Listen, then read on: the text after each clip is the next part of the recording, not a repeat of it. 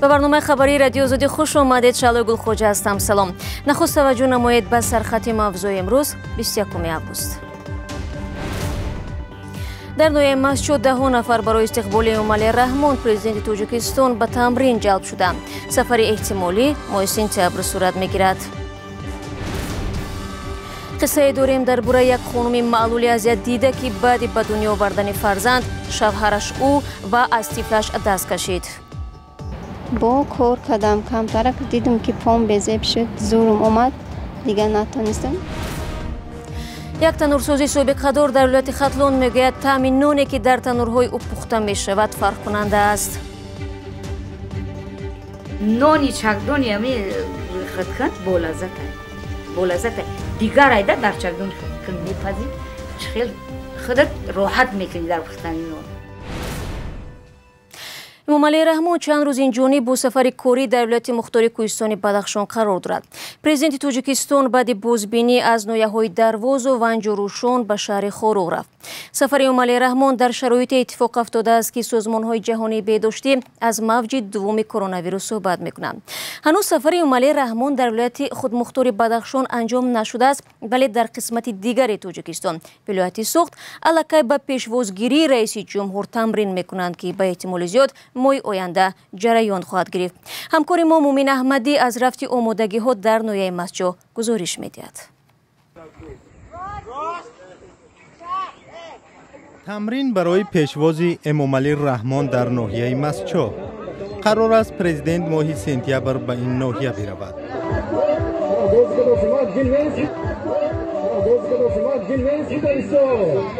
تمرین جوانان را در ماه اپریل منع کردند. این برای پیشگیری از کرونا ویروس بود. مسئولین ناحیه مسجد گفتند که تمرین ها با رعایت قاعده های بهداشتی صورت میگیرد. آمادگی ها نقدمش کامو انشاءات جشنی کامو پیشی ها انشاءات میده بیار طور بینی فرهنگی و دیوانه فاصله گرفته که انشاءات قبول شدن به آدم نشده. امومالی رحمان سفر به ناحیه ها را آغاز کرده است. کارشناسان میگویند هدفش صوت جستن در انتخابات پرزیدنتی ماه اکتبر است. قرار است 11 اکتبر شهروندان تاجیکستان برای 7 سال آینده پرزیدنت انتخاب کنند. انشاءات جشنی کامو پیشی ها انشاءات میده بیار طور بینی فرهنگی و دیوانه فاصله گرفته که انشاءات قبول شدن به آدم نشده. امومالی رحمان سفر به ناحیه ها را آغاز کرده است.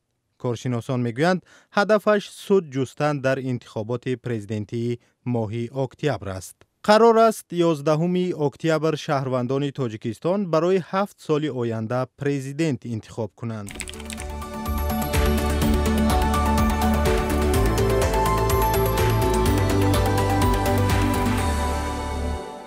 پیشوای مخالفان دولت در بلاروس از کارگران شرکت‌ها و کارخانه‌های دولتی دعوت کرد کارشکنی را دوام بدهند. سویتلانا تیخانوفسکایا از جانبدارانش می‌خواهد از این رو بر رئیس جمهور الکساندر لوکاشنکو فشار آورند تا انتخابات نو برگزار کند. ادامه در گزارش میرزانبی خالقزاد. Дорогие мои белорусы, روز جمعه سویتلانا تیخانوفسکایا رقیب اساسی پرزیدنت بلاروس الکساندر لوکاشنکو در انتخابات پرزیدنتی 9 آگوست از طرفدارانش دعوت کرد که کارشکنی را ادامه دهند تا مقامات به شنیدن صدای آنها مجبور شوند. مخالفین حکومت بلاروس بر این نظرند که در انتخابات پرزیدنتی محض تیخانوفسکایا پیروز شده است. در یک نواری ویدیو که 21 آگوست در شبکه‌های اجتماعی پخش شد، تیخانوفسکایا از کارگران مؤسسه‌های این کشور دعوت کرد که متحد باشند.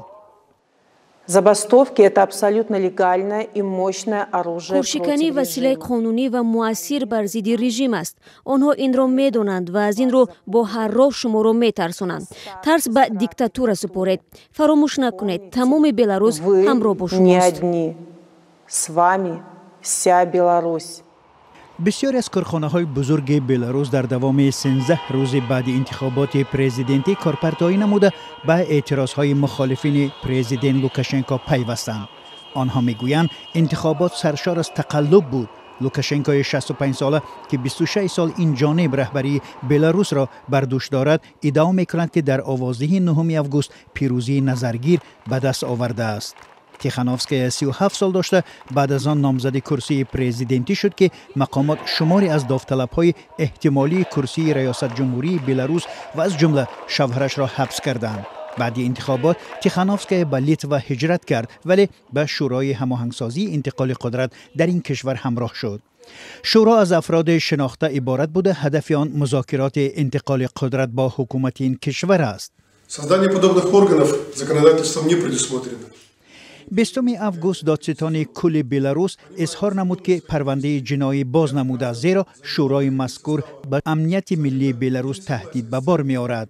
اعضای شورا اصرار می‌ورزند که عمل آنها مطابق با سرقانون بلاروس است.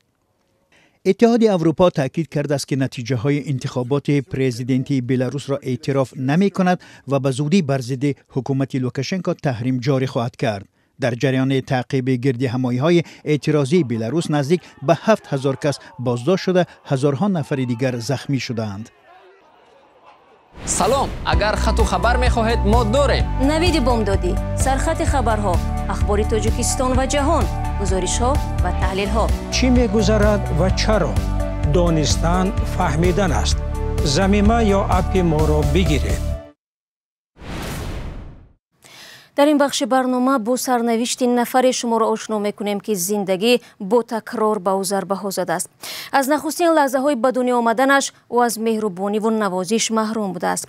والدین حواله تقدیر نمودند، شوهر تنهایش گذاشت و اکنون فکر آنکه دختر یگانش میتواند روزگاری او را تکرار کند این جوانزن را پرشکسته و افسرده نموده است. اما با این هم آخرین شعله امید در یک کنج دلش هنوز هم برق میزند که افراد مسئول دستش را میگیرند و زنجیره بدبختی های او را میشکنند. سرویناز روح الله و افسانه اکابر شوی و به درد دل گوش انداختند که سنگ خوره را آب میکند. شهنازه محروم از هر دو دستی سالم در سن 2 سالگی از یک پای روان هم ماند. این زنی همکنون 34 ساله سرنوشت تلخ خود را با اشک چشم قیصه میکند. او از کودکانی بود که والدانش به علت معیوبی از تربیت او شانه خالی کردند و با اوهی سبک از پی تولد بچه‌های سالم رفتند. چیزی که از زمان کودکی در یاد شهنازه نقش بسته است این است که هیچگاه نفر سراغش نمی‌کرد. من صنف 5 فهمیدم، برای چی که وقتی که کودکا می‌دویدن پدر و مادر داشتن من نمی‌دویدم، برای چی که من دوجه همه می‌رفتن، من در اینترنت یخن توقع می‌استادم با معلم‌ها مرا رنگ فرزند پدر رنگ فرزند مرا نگاه می‌کردند. شهنازه تنها همین را می‌داند که در یکی از زایشگاه‌های دوشنبه تولد شده، از آنجا به خانه کودکان و در سن نورسی به یتیمخانه خاص معیوبان فرستاده شد. او قصه می‌کند که وقتی به سن 19 رسید، سرسانی‌های او در کوچه تقدیر بیشتر و سرنوشت بعدی به خودش حواله شد. وقتی که من اینترنت را تمام کردم، بعد حصار مرا لیسه معیوبان بردن. وقتش در ستاره منور مرا گرفتن، در بوغالتر مرا داخل کرد که به خانه یا چی شوینده. من خواندم تمام کردم، با کار کردم کمتر دیدم که پام بزیب شد، زورم اومد دیگه نتونستم. با امید زندگی بهتر در 24 سالگی به شوهر برآمد، اما بخت برایش نخندید. وای میخواست که قطعا زندگی کردم، میخواست کنه. او حالا 340 سامانی نفقه معیوبی میگیرد و موقتا در یکی از بیمارخانه های شهر دوشنبه زندگی میکند. میگوید یگانه امیدش به زندگی دخترش است که حالا در صنف 3 مکتب اینترنت برای بچه های یتیم تحصیل دارد. اما تلاشش این است که با پیدا کردن سرپناه یگانه فرزندش را در کنارش بزرگ کند. میگوید پیشنهاد زندگی در خانه پیرانسالان شهر ترسونزاده را نپذیرفت. ما هم میتونیم ما رئیس شهرم پرزیدنتم گفت که بخونه، اینا ما خوندیم. او بارها به مقامات داخلدار و حتی به پرزیدنت برای تامین او با منزل زیست مراجعت کرده و تا حال هیچ سرپناهی نیافته است. در تاجیکستان به گفته مقامات رسمی مثل شهنازه حدود 150,000 افراد دارای امکانیت‌های محدود به سر میبرند. مقامات میگویند معیوبان از امتیازهایی که دولت معین کرده است برخوردار هستند، اما خود آنها امتیازهای پیش بینی شده برای معلولان را ناچیز می‌حسابند. حالا این مادر امیدوار است مقامات صدایش را میشنوند و برای زندگی یک جایه مادر و دختر در کناری هم شرایط فراهم میکنند. مقامات روس رویخط 25 پرواز غیرنقشه‌ای را از تاجیکستان به روسیه نشر نمودند که از امروز تا 1 سپتامبر ادامه می‌کند. امروز دو هواپیما شهروندان روسیه را از دوشنبه به پترزبورگ و کراسنودار می‌برد.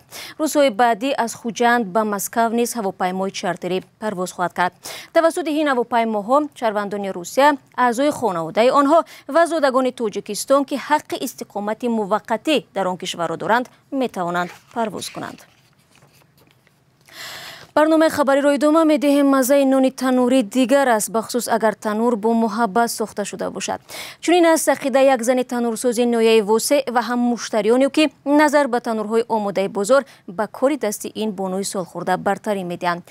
هرچند تنورسازی کاری سهل و ساده نیست، اما قهرمان گزارش نوبتی محمود جان رحمتزاده میگوید با میل تام این شغل را که میراثی است ادامه می‌دهد. گزارش را امردین اولیموف تهیه کرده است. زبونیسو دولت‌آور تنورساز است. با اصولی بابایی تنوری نانپزی می‌سازد. این ساکن دهه شاهبیکه ناحیه واسه هرچند 72 ساله است میگوید تا حال خود را مانده حس نمی‌کند و در ساختن تنور قادر است که به درون آن چند مرتبه درآید و برآید. یک میخچه را میگیرم، بندک میبندم، امی وجب ما 20 سانتی متر است. امی 20 دو وجب امی میگیرم، خودش میخچه را جای آموده میزنم. باینده میزنم. گرد سیرکول میفتیم سیرکول. ام خیلی گرد میکنم، گرد میکشم خطا و بعد خشته با خطی کشتگی میمونم. بعد میچینم. تنورسازی به زبونیسو دولت و از والدینش میراث مانده است. میگوید حالا چکدان‌هایی که با قالب آماده میشود کاری بیشتری مردم را آسان کرده است. اما با این باور است که تأمینان در تنورهای ساخته او دیگر است. نانی چکدانی همی خدکن با لذت است. با لذت دیگر ایده در چکدون خود میپذیر خیلی خودت راحت میکنی در پختن نان. یک تنور رو این زن تا یک هفته میسازد. این در حالی که ساکنان با خریدن تنوری آماده از بازار میتوانند در یک روز صاحب تنوری نانپزی شوند. هرچند تنورهای آماده در بازار مشتریان او را کم کرده است، اما تا حال هفته 2-3 نفر در او را میکوبند. در مومین‌آباد چکدون کردم. 3 چکدون در قشلاق چرگی بولو، قشلاق پدرم. مشتریان خانم دولت‌آور اساساً افرادی سال خورده‌اند که نسبت به تفدان‌های برقی به تنورهای بابایی برتری می‌دهند. زن‌های سالخورده کوهستان هم قصه می‌کنند که تا سال‌های 2000 در اکثر نواحی منطقه کلاب چکدان‌ها از سیاه خاک آماده می‌شد و بیشتری مردم از ناحیه واسه این خاک را به ناحیه‌های خود می‌بردند. چکدان داخل همه چیزا می‌کنی. دانگیچه را می‌کنی، سامبوسا را می‌کنی، کلچه را می‌کنی. پیروگ میکردیم نه قناق پیروگو کتا کتا و چینو چی نبود. دخوفکه؟ در دخوفکه نخون میکردیم در ایدون هم خداری میپختیم. چکدون چیزی خوبه. ضمناً پژوهشگران میگویند که تنورهای زمینی و روی زمینی در دو منطقه تاجیکستان رشت و ختلون از سالهای پیش رواج داشته است. حالا در هر خاندان تاجیک تنور دیدن ممکن است که بیشتری زنان در آن چپاتی، کلچه و نانهای گوناگون آماده میکنند. تا 4-5 سال پیش در نزد بلند آشیانه‌های پایتخت هم ساکنان تنور می‌ساختند و در آن نان می‌پختند، اما شهردار دوشنبه با قرار آنها را تخریب کرد و گفت این تنورها سیمای شهر را می‌کاهانند. و طبیبان روس میگویند وضع صحتی الکسی ناوالنی پیشوای مخالفان اجازه نمیدهد او را از بیمارستان شهر امسک به جای دیگر برند. ناوالنی را باید برای معالجه به شفاخانه خریته در پایتخت آلمان انتقال میدادند. این سیاستمدار که به گفته طرفدارانش زهرآلود شده است در شفاخانه یاری تجلی رقم 1 در امسک طبابت میکنند. در همینجا برنامه امروز رو به پایان میبریم. شما بینندگان عزیز میتوانید اخبار بیشتر از این رو چون همیشه در سامانه آزادی زیر نشانی www.azadi.org و نوارهای روز رو در آزادی ویدیو کانال ما در شبکه یوتیوب تماشا کنید. صفحه های ما در شبکه اجتماعی فعال است.